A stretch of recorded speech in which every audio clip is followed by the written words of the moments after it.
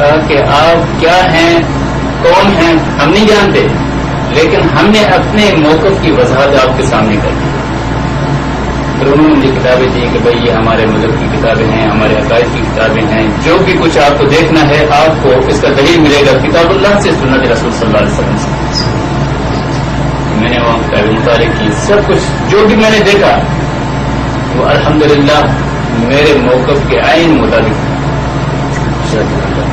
آج تقلید شخصی اور سلفی مکتب فکر کے درمیان آپ کیسے تقابل کرتے ہیں؟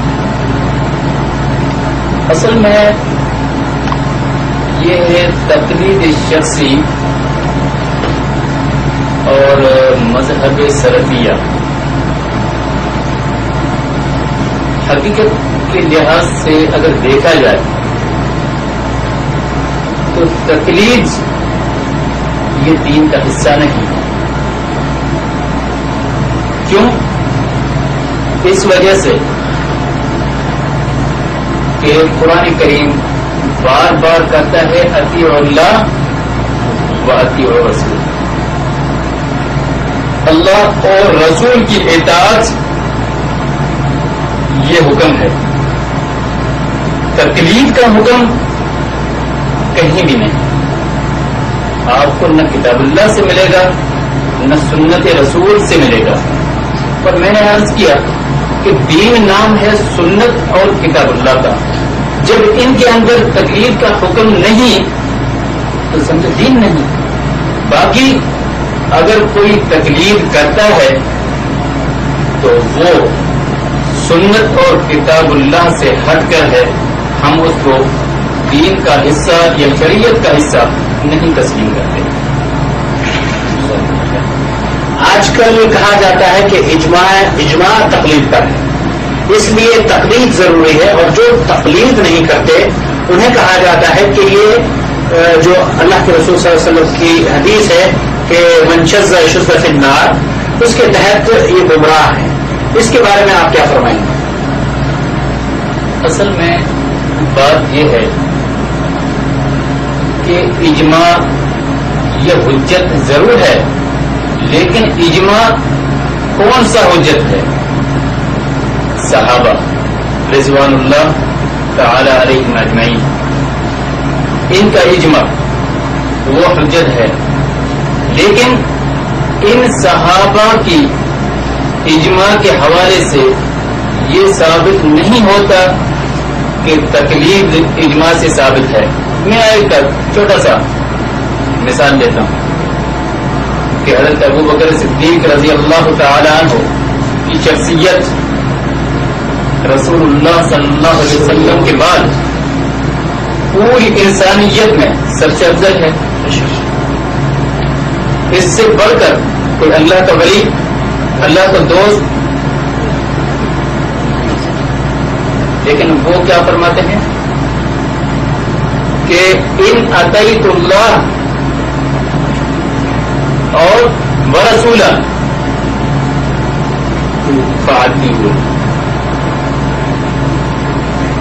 اگر عصیت اللہ ورسولہ فلا طاعۃ لی علیکم۔ سن لو، اگر میں اللہ اور رسول کی اطاعت کے زمرے میں آپ کو اگر کوئی حکم کروں تو قبول کرنا آپ کا فرض ہے۔ کس کا حوالہ دے رہے ہیں؟ اللہ اور رسول صلی اللہ علیہ وسلم کی اطاعت کے حوالے سے، اپنی تکلیف کے حوالے سے نہیں کہ بھائی میں بھی افضل بشر ہوں، پیغمبر کے بعد پوری بشریت میں، انسانیت میں، امت میں سب سے افضل ہوں، آپ میری تکلیف کریں گے تو گمراہ تو نہیں ہوں گے؟ نہیں کہہ رہے، کہتے ہیں کہ میں اللہ اور رسول صلی اللہ علیہ وسلم کی اطاعت کا زمرے میں آ کر آپ کو حکم دوں تو آپ کے اوپر واجب ہے میری اطاعت کرنا۔ اگر میں خدا نہ خواستہ اللہ اور رسول صلی اللہ علیہ وسلم کے فرمان کے مخالف میں فیصلہ دوں تو پھر میری اطاعت تمہارے اوپر لازم نہیں۔ تکلیف کے اندر کیا ہوتا ہے؟ تکلیف شخصی کے اندر ہوتا کیا ہے کہ چاہے کتاب اللہ کی مخالفت ہو رہی ہو چاہے فرمان رسول کی مخالفت ہو رہی ہو ہونے دو، لیکن امام کے قول کو نہیں چھوڑنا. یہ دین کیسے؟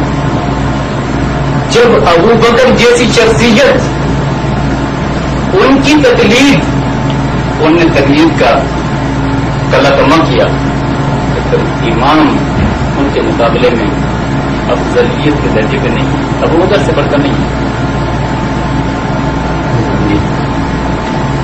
جزاک اللہ خیر. آپ نے ابھی فرمایا دوران گفتگو کہ آپ مدارس سے فراغت حاصل کرنے کے بعد آپ نے مفتی کی وہاں پر ڈگری لی اور اس کے بعد آپ کو وہاں سے نکال دیا گیا.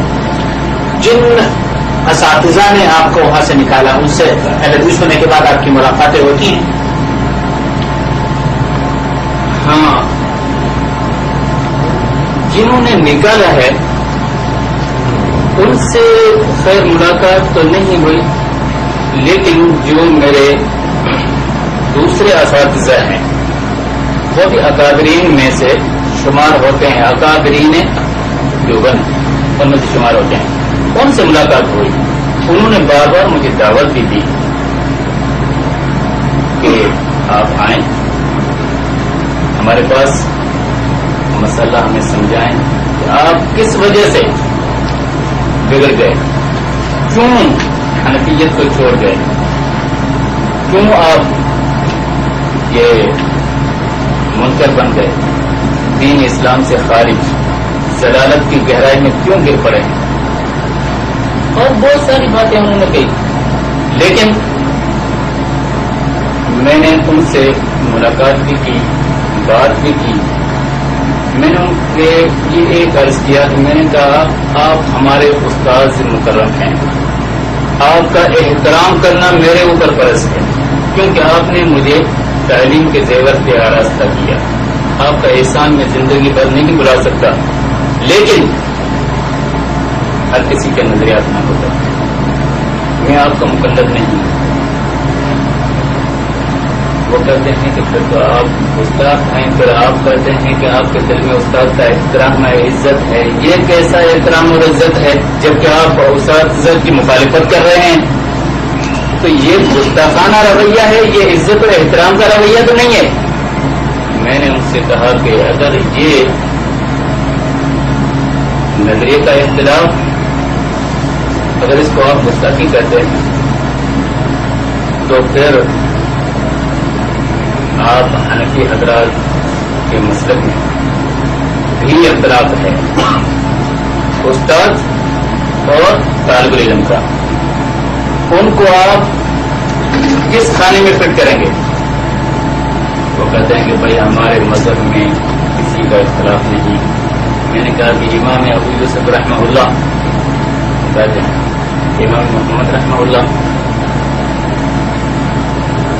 ان کا بہت سارے اکثر مسائل میں امام ابو حنیفہ رحمہ اللہ کے ساتھ اختلاف رہا ہے. آپ جتنی بھی فقہ کی کتابیں اٹھا لو، فتویٰ کسی پر ہے؟ امام ابو یوسف رحمہ اللہ کے قول پر. فتویٰ ہے امام محمد کے قول پر. فتویٰ ہے امام ظفر رحمہ اللہ کے قول پر. امام ابو حنیفہ کہاں گیا جن کے نام پر آپ نے دین بنایا، یہ مسلک بنایا؟ وہ کہاں گئے؟ ان کے قول کو چھوڑ. کبھی قول ابو یوسف کا ہے، اس لیے فتویٰ حاصل کرو.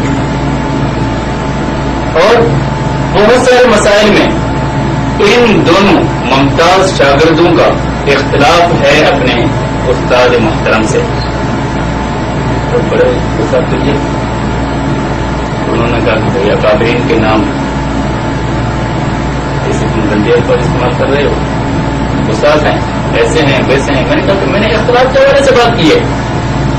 جب آپ کہہ رہے ہیں کہ ایک شاگرد کا اختلاف اپنے استاد سے یہ گستاخی کے زمرے میں آتا ہے، تو میں نے کہا کہ ابو یوسف کا اختلاف امام ابو حنیفہ رحمہ اللہ سے ہے، اس کو آپ کس زمرے میں فٹ کریں گے؟ جزاک اللہ خیر. جو شاگرد حضرات آپ سے علم حاصل کر رہے تھے، آپ کی تبدیلی کے بعد ان کے اوپر کیا اثر ہوا؟ میرے جتنے بھی شاگرد حضرات ہیں سارے کے سارے ایک جیسے تو نہیں ہو سکتے، لیکن الحمدللہ جہاں بھی میں نے پڑھایا وہاں میں نے اپنے بارے میں شاگردوں کے دل کے اندر محبت پائی. جتنے بھی طلباء میرے سے کچھ نہ کچھ پڑھے ہیں، علم کے حوالے سے انہوں نے حاصل کیا ہے، تو وہ میرے ساتھ محبت سے پیش آتے تھے جہاں بھی کہیں ملتے، اور ان کے دل کے اندر عزت اور احترام ہوتا تھا. اور اس کے بعد بہت سارے طلباء انہوں نے کوشش بھی کی، جب ان کو یہ پیغام ملا کہ بھائی وہ ایک دین کو چھوڑ چکے ہیں، منکر اسلام ہیں اور گمراہ ہو گئے ہیں، یہودیوں کے ایجنٹ ہیں، فلاں ہیں، شیعوں کے بھائی ہیں، جو بھی انہوں نے کچھ کیا، تو ان شاگردوں نے کوشش کی کہ بھائی ہم اپنے استاد سے جا کر بالمشافہ ملاقات کریں، ان سے حقیقت معلوم کریں کہ بھائی یہ کیا ہوا آپ کو کہ آپ نے دین حنیف کو چھوڑ دیا، یہ گمراہی کے اندر آپ آ گئے. لیکن کوششوں کے باوجود بھی بہت سارے طلباء میرے سے ملاقات نہیں ہو سکے. ایک طالب علم ان بندشوں کو توڑ کر میرے پاس پہنچا تھا، اور وہ کیسے پہنچا، اس کو کس بات نے مجبور کیا میرے پاس پہنچنے کے لیے، وہ یہ تھی کہ میرے خلاف بہت ساری پروپیگنڈا علاقے کے اندر، ایریا کے اندر جو انہوں نے پھیلا رکھی تھی کہ یہ گمراہ ہیں،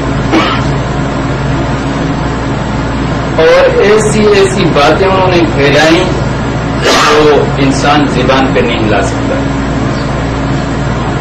تو اس بیچارے نے کہا کہ مجھے بہت تکلیف ہوئی. ایک تو تکلیف یہ کہ ہمارے استاد جو ہیں وہ دین سے پھر گئے، دوسری تکلیف یہ کہ ان کی ذات پر، شخصیت پر حملے ہو رہے ہیں، ایسے ایسے گندے الفاظ استعمال کر رہے ہیں لوگ.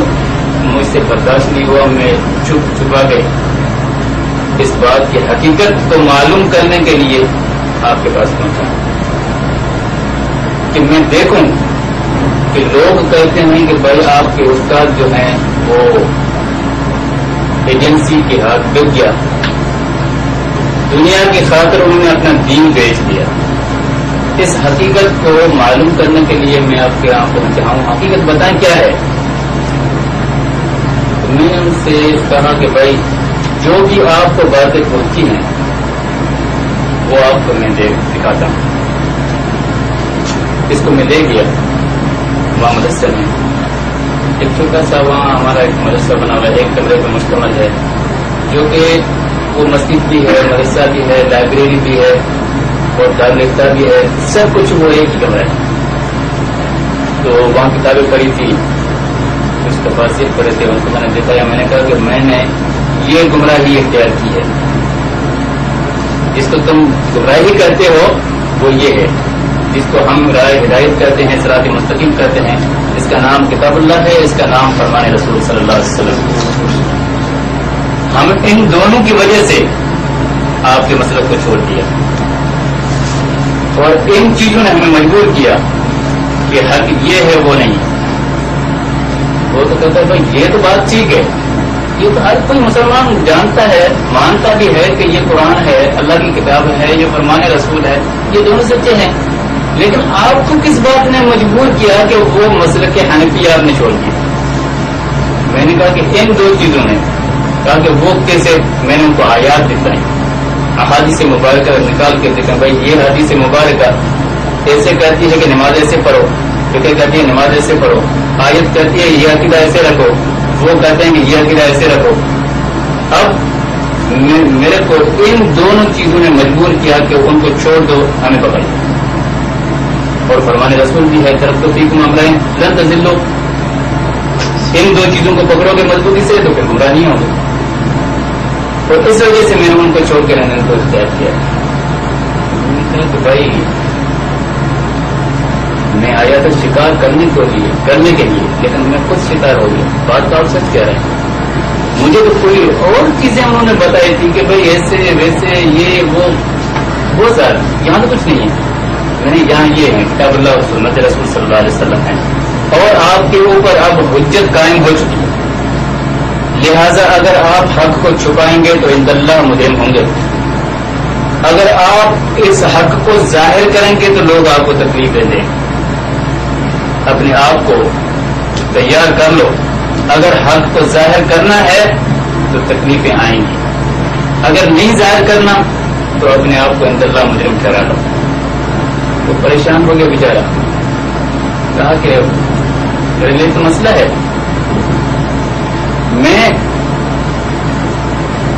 کوشش کرتا ہوں کہ وہاں جا کر حق کی بات کروں گا انشاءاللہ۔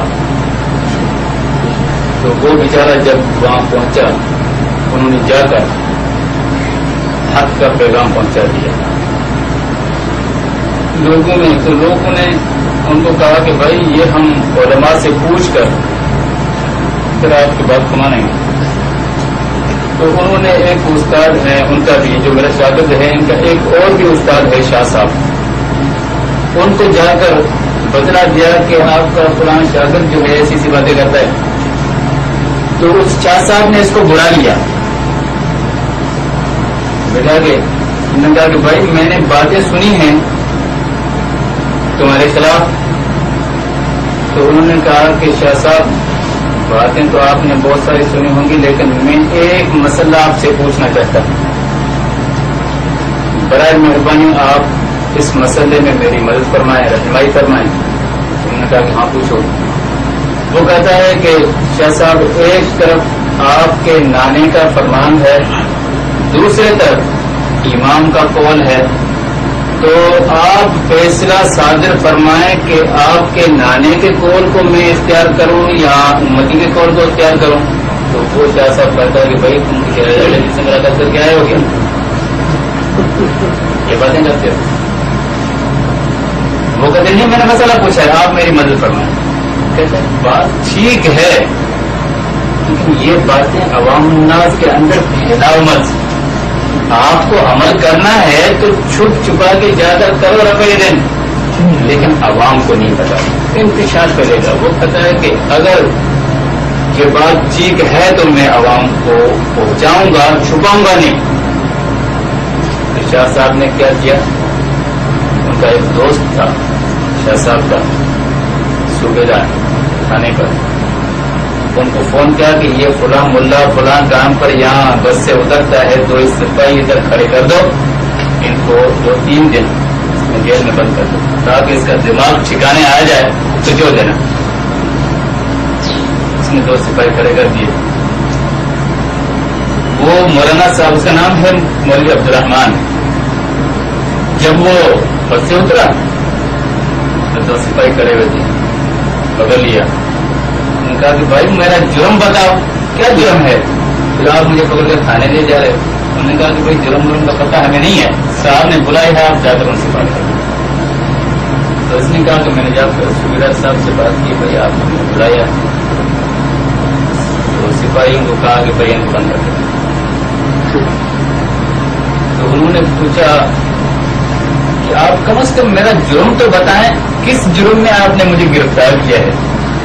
انہوں نے کہا کہ بھائی فی الحال آپ بیٹھو، آپ کا دماغ خراب ہے، جب آپ کا دماغ ٹھکانا آ جائے گا تو پھر ہم آپ کو جرم کی بتا دیں گے۔ تو مولانا صاحب نے کہا کہ چلو ٹھیک ہے، جرم جو بھی ہو آپ میرے ساتھ ایک عنایت کریں، وہ یہ کہ سامنے مسجد ہے، مجھے آپ اجازت دے دیا کریں کہ میں نماز جا کر جماعت سے پڑھوں، یہ آپ میرے اوپر احسان کریں۔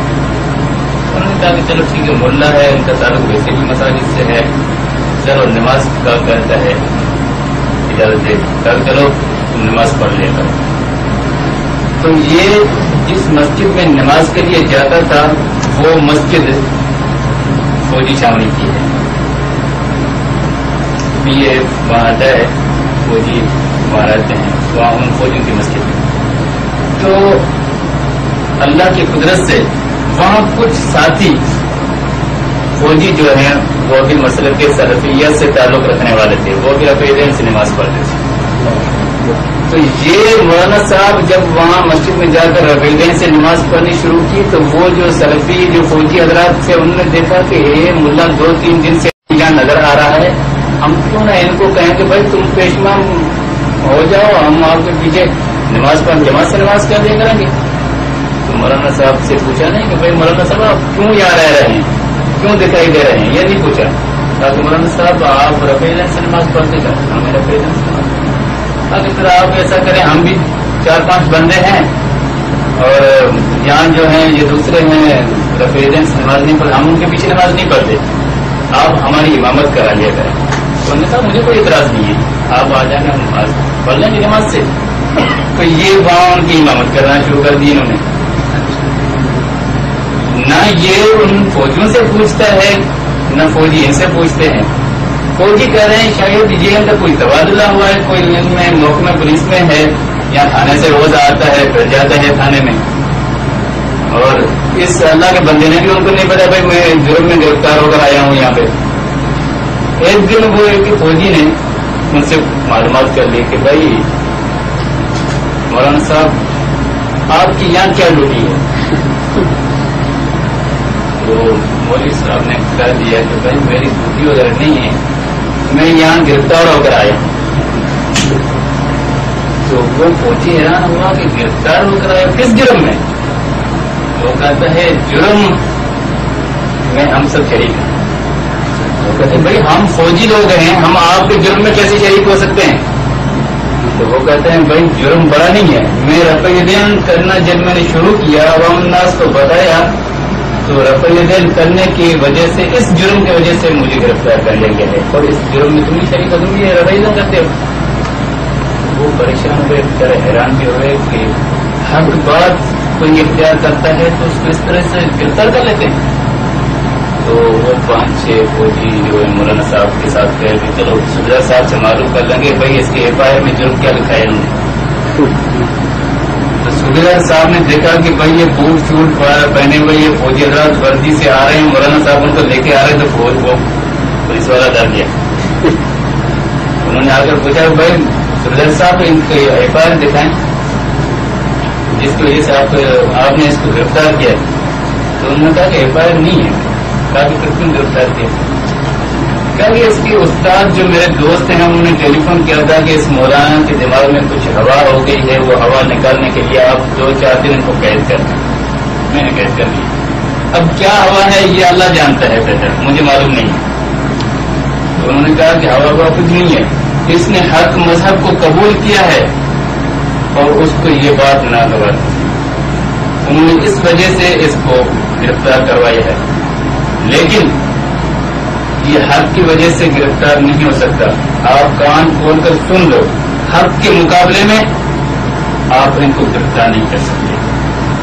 تو وہ تو بےچارا پہلے سے ڈرا ہوا تھا. کہا کہ بھائی آپ کیا چاہتے ہیں، یہ مولانا جانے تم جانو، جان چھوڑو، لے جاؤ اس کو، میں کیوں گرفتار کروں گا ان کو. اب وہ فوجیوں کے ساتھ باہر نکل آئے. یہ اللہ کی ایک مدد ان کے ساتھ. اور پھر انہوں نے جا کے تبلیغ شروع کی. تو انہوں نے پھر مسجد سے بھی نکال دیا، مسجد سے بھی نکال دیا. ایسے بیچارہ پھر بھی وہ تبلیغ کا کام نہیں چھوڑا. بتاتا ہے لوگوں کو کہ بھائی حق یہ ہے، چاہے تکلیفیں دو گے تو بھی میں بتاؤں گا، سنو گے بتاؤں گا، نہیں سنو گے تو بھی میرے اوپر فرض ہے، میں اپنا فرض پورا کروں گا انشاءاللہ. جب آپ دیوبندی تھے تو ایک نہایت ہی اہم اور اہم منصب پر آپ فائز تھے، مفتی رہے ان کے، اور آج آپ اہل حدیث ہو گئے. اہل حدیث ہونے کے بعد اس سے بھی بڑی ذمہ داریاں اللہ رب العالمین نے آپ کے ذمہ ڈال دی ہیں. قرآن سنت کی نشر و اشاعت کی اللہ رب العالمین آپ کو اس کی توفیق عطا فرمائے. آپ نے ابھی یہ فرمایا جو واقعہ وہاں ہوا فوجی اور دوسرے مسجد میں، ہم آپ سے یہ جاننا چاہتے ہیں اس منصب پر آپ پہنچنے کے بعد کیسا محسوس کر رہے ہیں، اور کیا وہ لوگ جو نماز میں اپنی رفع یدین نہیں کرتے، ان کی نماز سنت کے مطابق نہیں ہوتی، ایسے اماموں کی ابتدا میں ان لوگوں کو نمازیں پڑھنی چاہیے جن کی نمازیں سنت کے مطابق ہیں؟ اصل میں بات یہ ہے کہ یہ ایک ایسا مذہب حق ہے جو بھی انسان اس کو اختیار کرے گا انشاءاللہ العزیز اس کا اطمینان قلب بڑھ جائے گا. میں ایک بات عرض کرتا ہوں کہ جب میں پہلے حنفی تھا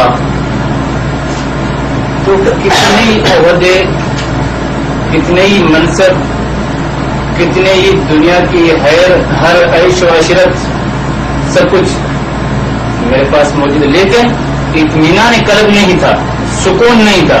یہ سکون جو ہے وہ فقط حق کی بات میں ملتا ہے، اور حق قبول کرنے کے بعد چاہے دنیا کی عیاشی آپ کے پاس نہ ہی ہو، عیش و عشرت کی زندگی آپ کے پاس نہ ہو، پھر بھی آپ کے دل کے اندر سکون انشاءاللہ العزیز موجود ہوگا.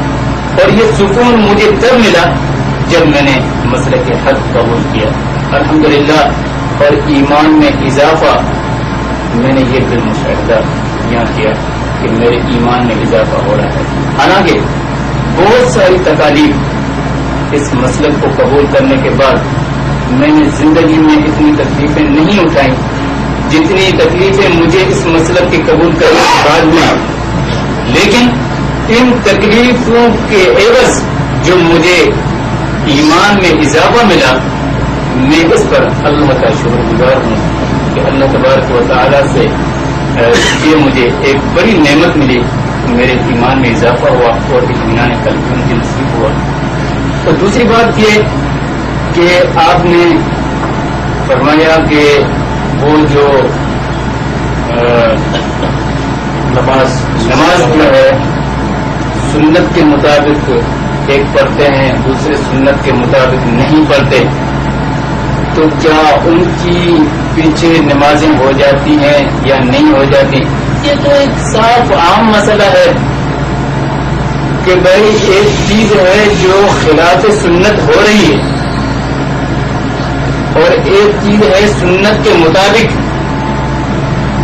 تو سنت کے مطابق کو چھوڑ کر آپ خلاف سنت کے کیسے قبول کریں گے؟ اور جو امامت کرا رہا ہے وہ سنت کی مخالفت کر رہا ہے، آپ پیچھے کھڑے ہیں، آپ رفع یدین سے نماز پڑھ رہے ہیں، تو آپ نے تو ان کو امام تسلیم کیا ہی نہیں. جب آپ نے امام تسلیم ہی نہیں کیا تو آپ کی نماز کیسے ہوئی؟ جب آپ امام تسلیم کریں گے تو لازمی بات ہے امام جیسے کریں گے تو ویسے ہی آپ مقتدی کریں گے نا. امام سجدہ کرے گا آپ سجدہ کریں گے، ایسے نہیں امام سجدہ میں گئے آپ رکوع میں کھڑے ہو، یہ امام کی اقتدا تو نہیں ہوئی. امام کو امام تسلیم کرنے کے بعد آپ امام کی پیروی کریں گے. جیسے امام کرے گا قیام میں کھڑا ہوگا تو آپ بھی قیام میں کریں گے. وہ رفع یدین نہیں کر رہا، آپ رفع یدین کر رہے ہیں، تو یہ آپ امام کی پیروی تو نہیں کر رہے. جب پیروی نہیں کر رہے تو آپ نے امام ہی تسلیم نہیں کیا، امام تسلیم نہیں کیا تو آپ کی نماز کیسے ہوئی ان کے پیچھے؟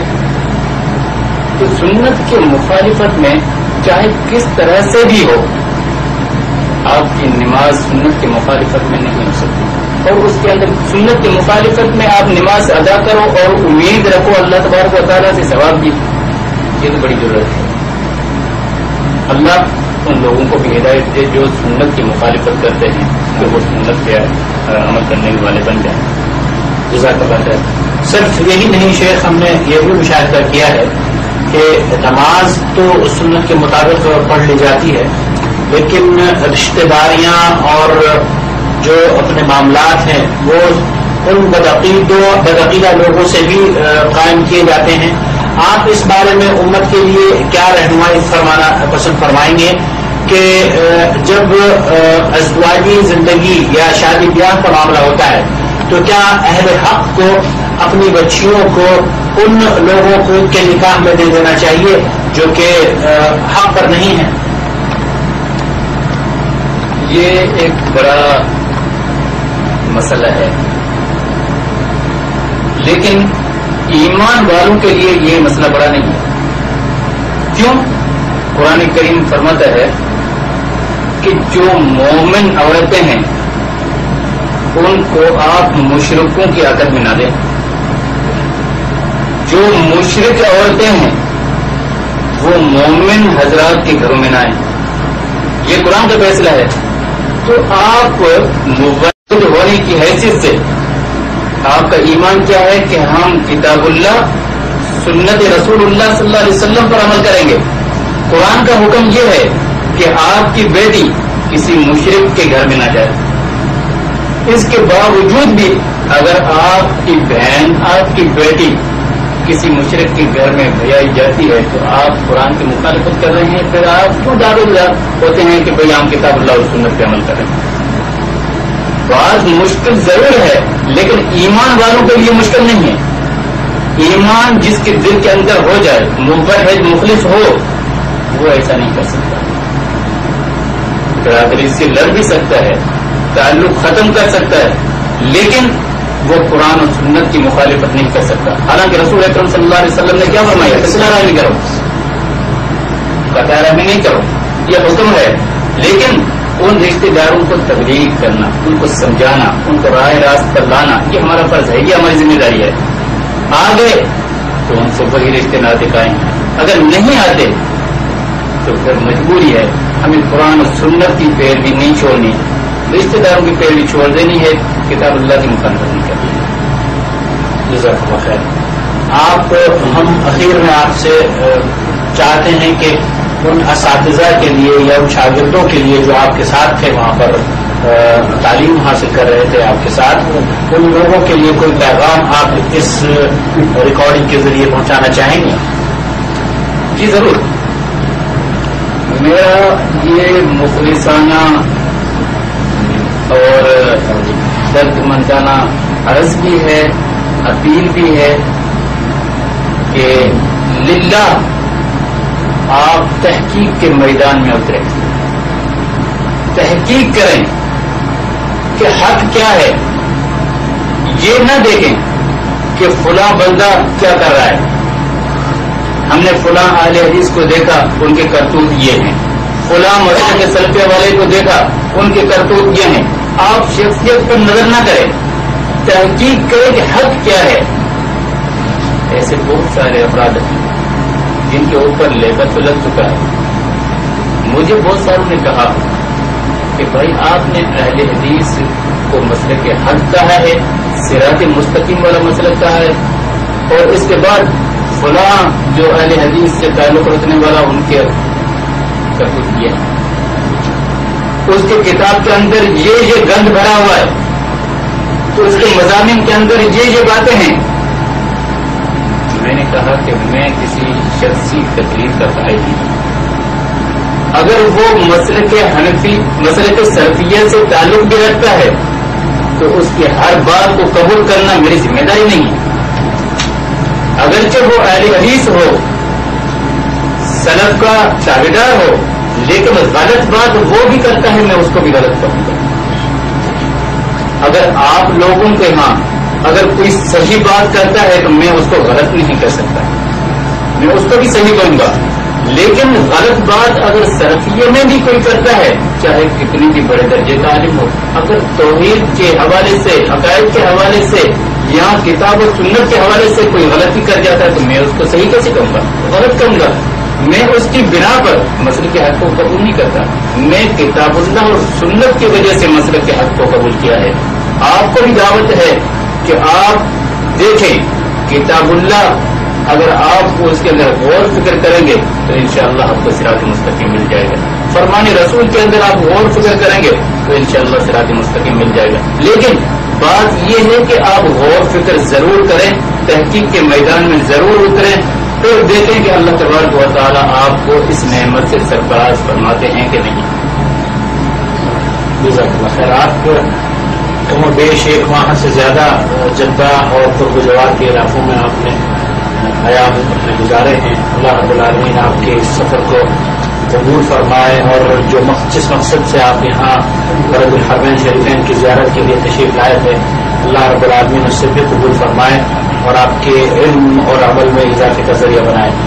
اہل جدہ کے لیے کوئی پیغام آپ دینا چاہیں گے جو موحدین یہاں پر سرگرم ہیں اور دعوتی سرگرمیوں میں مصروف ہیں. تو میں ان حضرات کا شکر گزار بھی ہوں اور آپ حضرات کا بھی شکر گزار ہوں جو آپ لوگوں کے توسط سے یہ پیغام ہر مومن تک، ہر مسلمان تک پہنچ سکتا ہے. تو اہل جدہ کے لیے میرا یہ پیغام ہے، خصوصاً جو یہ ہماری جماعتی ساتھی ہیں، ان کے لیے یہ پیغام ہے کہ بڑھ چڑھ کر وہ اس دین کے کام کو پھیلائیں، اور جتنے بھی پاکستان سے، انڈیا سے یا اجنبی ممالک سے جن کا ان کے ساتھ تعلق اور واسطہ پڑتا ہے، ان کو حق کی دعوت دیں، ان کو سمجھائیں. کیوں؟ اس وجہ سے کتنے لوگ یہاں آتے ہیں لیکن وہ حق بات سے بالکل دور ہوتے ہیں.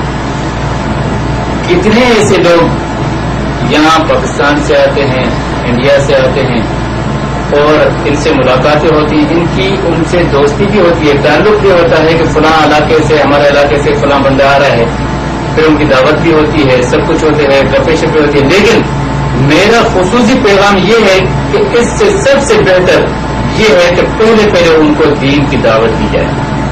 کہ آپ کی دعوت تو کرتے ہیں لیکن ہمارا مقصد یہ ہے کہ للہ ہم آپ کو اس راستے پہ لانا چاہتے ہیں جس راستے سے اللہ اور اس کا رسول راضی ہے. اس وجہ سے آپ کی دعوت بھی کی ہے اور ان کو سمجھائیں پیار سے، محبت سے، کیونکہ ان کے دماغ کے اندر بہت ساری باتیں ہوتی ہیں. کوئی بندہ، کوئی شخص انانیت کی وجہ سے ہٹا ہوا ہے، کوئی تعصب کی بنا پر ہٹا ہوا ہے، کوئی اس وجہ سے کہ بھائی میرا رشتہ دار جو ہے وہ اس مسلک میں ہے، میں ان سے ناراض ہوں، اس وجہ سے میں نہیں آ رہا. یہ ساری باتیں جو ہے ان کے ذہن سے ان کو خرچ لینی چاہیے اور پیار و محبت سے ان کو دین حق کی دعوت دیں. اور انشاءاللہ العزیز رب العالمین کی ذات کے اندر امید ہے کہ اللہ تبارک و تعالی آپ کی اس دعوت والے کام کو پھیلائیں گے اور ہر جگہ پہ انشاءاللہ یہ آپ کا پیغام پہنچے گا. اور جتنے بھی آپ کی اس دعوت سے متفق ہو کر مسلک کو قبول کریں گے، صراط مستقیم کو پائیں گے، تو ان کا ثواب انشاءاللہ آپ کو بھی ملے گا. جزاک اللہ خیر، جزاک اللہ خیر، احسن الجزا. اسی بات پر ہم آج کی جو ہماری گفتگو ہے اس کا اختتام کرتے ہیں.